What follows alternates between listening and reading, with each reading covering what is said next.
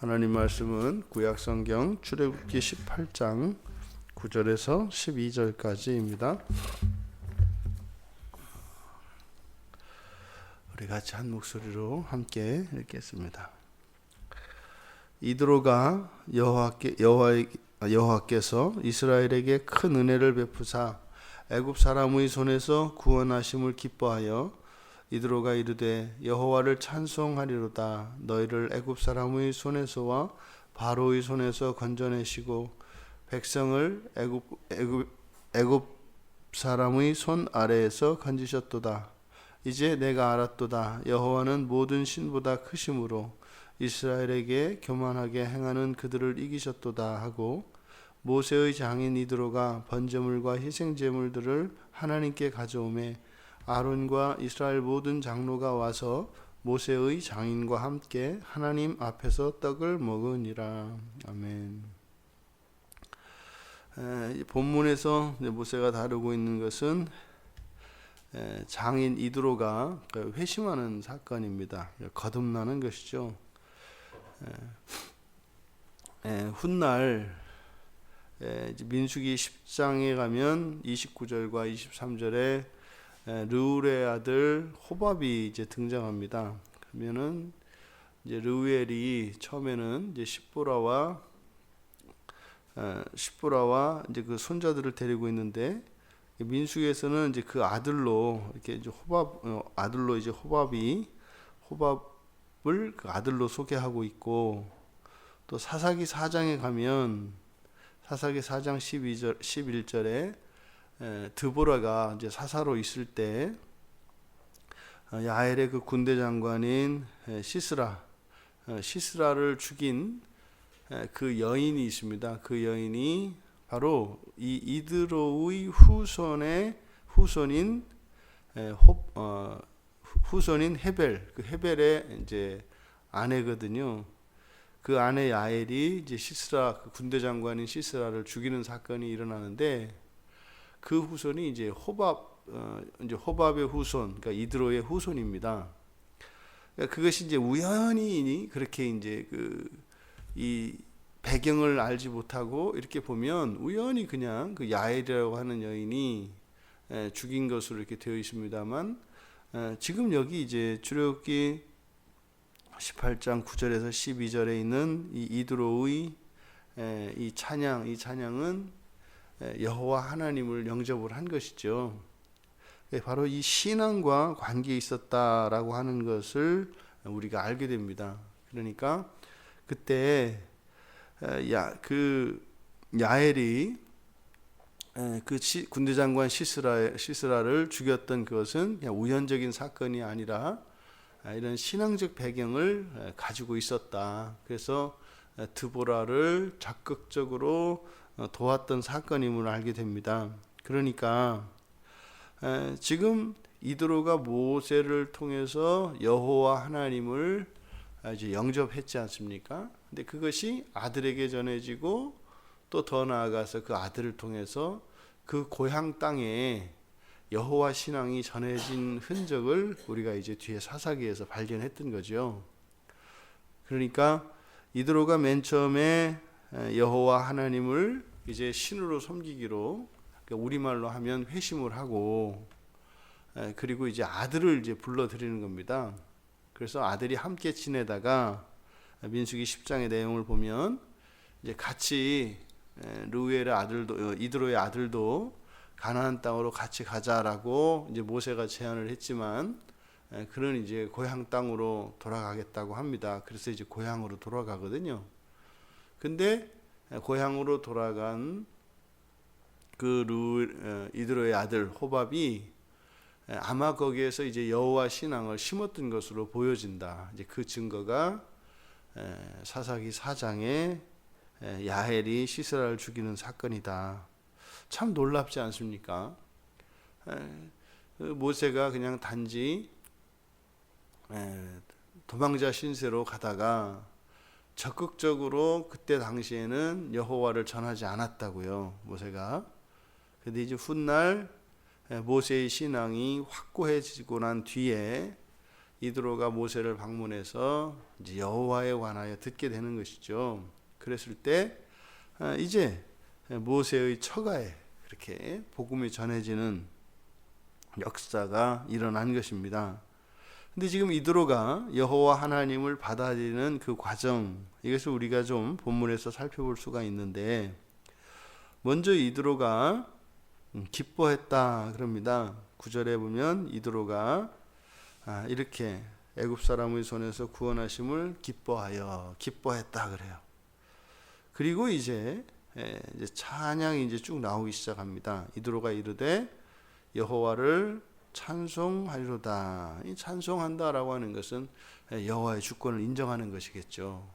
여호와께 굴복하는 것이겠죠. 그리고 이어지는 내용은 모세가 이드로에게 전해준 내용을 다시 반복을 합니다. 그러니까 이게 뭐예요? 신앙 고백은 자기의 말로 해야 된다 그랬잖아요. 그러니까 모세에게로부터 전해들은 말을 이드로가 자기의 입으로 자기의 말로 다시 반복을 해요. 애굽 사람의 손에서, 그리고 바로의 손에서 건져내시고 백성을 애굽 사람의 손 아래 건지셨도다. 이것이 이제 자기 말로 한 신앙 고백이라고 할 수가 있습니다. 그러니까 믿음이 들어간 거죠. 여호와의 주권을 인정하고, 그 다음에 믿음을 고백하고, 그리고 이제 내가 알았도다. 이제 이렇게 분기점이 생겨요. 그러니까 지금 이제서야, 지금 막 이런 뜻이거든요. 그러니까 요 순간을 기점으로 해서 그 전과 그 후가 경계지어진다 이 말입니다. 보통 요거를 이제 우리가 회개라고 합니다. 과거로부터 싹 돌이키는 사건. 그래서 이제 내가 알았도다. 알았도다. 그리고 나서 이제 하나님에 대한 신앙 고백을 해요. 여호와는 모든 신보다 크므로 그래서 이기신 것이다. 그는 지금 이드로는 미디안의 제사장이기 때문에 미디안의 신을 섬기는 자입니다. 그러니까 지금 이드로의 이 고백은 무엇입니까? 제사장으로서 자기가 지금까지 섬겼던 그 신을 버리고 이제는 여호와께 돌아오는 것을 나타내는 거죠. 그래서 이제 회개하고, 그 다음에 번제물과 희생제물을, 그러니까 이제 예배하는 거죠. 구약에서의 제사는 신약의 예배와 같습니다. 그러니까 번제물과 희생제물들을 하나님께 드리죠. 예배를 합니다.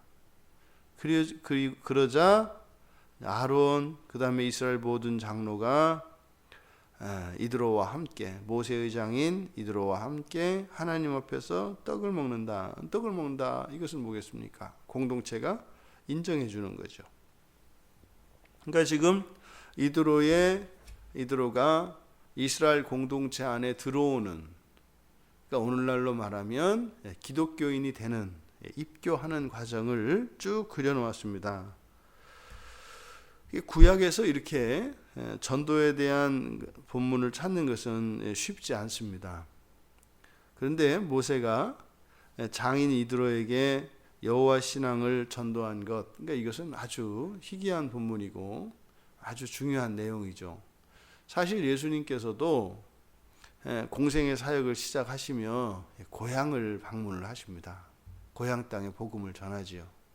물론 계속적으로 그렇게 하지는 않습니다. 그 이후에는 제2의 고향이라고 할 수 있는 사역의 중심지가 이제 가버나움이 되는데, 고향을 방문하셔서 전도하시죠. 예수님께서도. 그러니까 지금 모세의 경우에는 여호와를 알지 못하는, 그래서 믿지 못하는 그 처가에 복음을 전한 내용을 18장 전체 한 장을 할애해서 기록하고 있어요. 그러니까 이 사건에 대해서 모세가 생각하는 그 중요성, 그 가치, 무게라고 하는 것은 우리가 짐작할 수 있습니다. 딱 그 내용이거든요. 실제로 이드로가 뒤에 가서 이야기하는 이것보다 핵심은 이드로에게 모세가 복음을 전한 내용인데, 지금 이드로가 확실히 받아들였습니다. 그러니까 구약에서도 이런 이방인들 그리고 이교도들이 개종하여 이스라엘 신앙 공동체 안에 들어올 수 있는 길이 열려 있었다는 것을 우리가 알 수 있습니다. 그러니까 이스라엘 공동체는 절대로 혈연 공동체가 아닙니다.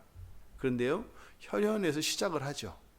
그러니까 가족 공동체로 시작을 합니다만 결국은 그들이 신앙 안에서 하나가 되어야 합니다. 이게 핵심이죠. 그러니까 오늘날 교회도 마찬가지입니다. 사실상 교회의 가장 기본 원리는 가족에서 시작을 합니다. 예를 들어서 목사 가정, 교회가 맨 처음에 세워질 때 말이죠. 또 아니면은 목사 가정이 아니어도 어느 한 가정에서 시작을 합니다. 그러니까 그 가정들이 하나 둘 모여서 신앙으로 더 큰 신앙의 가족이 되는 거죠. 교회의 원리나 이 이스라엘 공동체의 원리나 조금도 다르지 않은 것을 보게 됩니다. 그러니까 이스라엘 사람들은 그것을 혈연 공동체로 착각을 하고 우리와 너희라고 하는 이방과 이스라엘이라고 하는 엄격한 이 잣대를 가지고 구분했죠. 오늘날도 그런 실수를 우리가 할 수 있는 겁니다.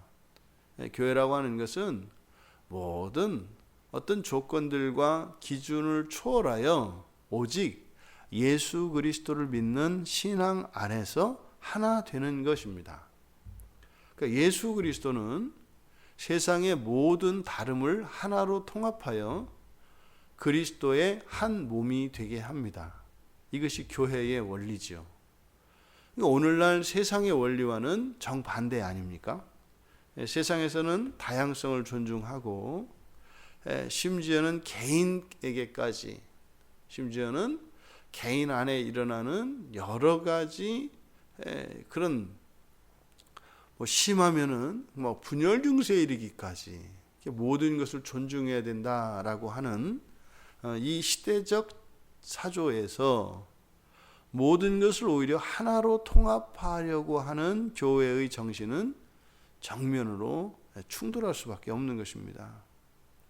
오늘날 교회 안에서 보여지는 이런 개인화되어지는 것, 그리고 하나되지 못하게 하는 이런 방해 요인들, 이것을 당연하게 여길 것이 아니라 이 시대의 정신에 맞추어 가는 교회가 아니라 이 시대의 정신을 거스르는 그런 교회를 우리가 회복해야 할 것입니다.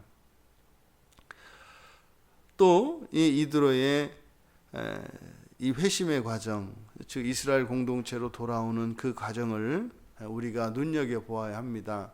보통 우리가 구원의 서정이라고 하는 9가지의 과정에서 그것과 순서가 좀 이제 다른 것이 있죠. 회개가 앞서고 믿음이 이제 뒤서거든요. 우리가 일반적으로 구원의 서정을 이야기할 때는. 근데 본문에서는 믿음을 먼저 듣고 이렇게 듣고 들은 내용을 믿어서 고백하는, 그러니까 믿음을 앞세웁니다. 그리고 나서 회개를 뒤에 위치시켰죠. 회개와 믿음. 그래서 칼빈의 경우도 이렇게 이 구원의 서정을 이야기할 때 회개와 믿음에서 믿음을 앞세우는, 그 이제 학자들에 따라서 좀 다릅니다. 그러니까 그 순서는 사실상 크게 의미가 없죠. 구원을 완전히 거듭나게 되면 정말 완전히 구원받은 사람에게는 그런 구원의 서정에 있는 그런 덕목들이 다 나타나게 되죠. 이것은 논리적으로 배열한 것이지 시간적인 순서가 아니라는 것을 알고 계시지 않습니까? 여기에 일어난 주권을 인정하고 그 다음에 믿고 회개하고 그리고 삶 속에 예배가 생겨나고, 그런데 이것이 개인의 주관적인 것이 아니라 공동체의 인정, 이게 이제 세례지 않습니까? 요즘에 하는. 이렇게 이스라엘 공동체나 교회나 똑같은 동일한 교회였구나라고 하는 것을 우리가 알게 됩니다. 모세가 얼마나 기뻤으면 이렇게 장인이 여호와를 믿게 된 이 사건을 이렇게 기록해 놓았겠습니까? 그리고 이제 이어서 이제 13절 이하에서 이스라엘 공동체 안에 들어온 이드로를 교회가 이스라엘 공동체가 적극 인정해주고 있는 것을 보게 됩니다. 그러니 결국 우리는요, 교회나 이스라엘 공동체나 모두 예수 그리스도 안에서 한 몸으로 하나 되어지는 것이죠. 우리는 그래서 그리스도인들의 삶을 따로 또 같이 사는 삶, 뭐 이렇게 이야기할 수 있을 것 같아요. 개인이 따로 삽니다. 하지만 또 같이 살아가죠. 그래서 교회에 모여서 우리의 하나됨을 확인하고 또 세상으로 나아가서 우리들 각자가 개인적으로 살아가되 늘 하나됨을 흐트르지 않으며 하나 안에서 우리들이 살아갈 수 있는 것이죠. 그렇게 하면서 하나님의 이 교회가 날로 확장되어지고 성숙해져 가는 것입니다. 이 하루 또한 그렇게 교회 공동체로 또 우리의 각자의 삶을 영역에서 모세가 이드로에게 그랬던 것처럼 우리를 구원하신 그 그리스도의 구원의 일들을 전하며 그 일들을 통하여 주님의 몸이 더욱 순결해지고 더욱 자라가는 그런 은혜가 있기를 주님의 이름으로 축원합니다. 존귀하신 하나님, 모세가 장인 이드로에게 복음을 전하고 장인 이드로가 그 복음을 받아들여 참으로 하나님 앞에 나왔을 때 모세의 기쁨이 얼마나 컸던지 이스라엘 공동체의 구원의 역사도 잊은 채 장인 이드로의 회심의 사건을 기록한 이것을 통하여 저희들의 가족과 이웃들을 돌아보게 됩니다. 저희들을 구원하신 그 하나님의 영광이 더 많은 이들의 입술을 통하여 고백되게 하여 주시고 돌이켜 하나님을 예배하며 주님의 몸으로 하나 되어지는 일들이 날마다 일어나게 하옵소서. 감사하며 예수님의 이름으로 기도하옵나이다. 아멘.